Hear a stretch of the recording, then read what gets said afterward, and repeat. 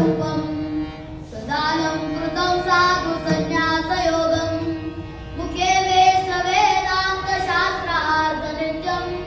नमो नारायण गिरे परब्रह्म स्वरूपम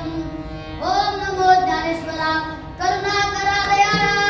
तुमचा अनुग्रह लाभलो पावन झालो चराचरी संत तोची जाणा जगी दया क्षमा जाचे अंगी लोभंताने मना जगी विरक्त तोची जाणा प्रस्तुत प्राप्त प्रसंगी प्राप्त सेवे आणि प्राप्त वेळी कीर्तन रूपी सेवेकरता निवडलेला अभंग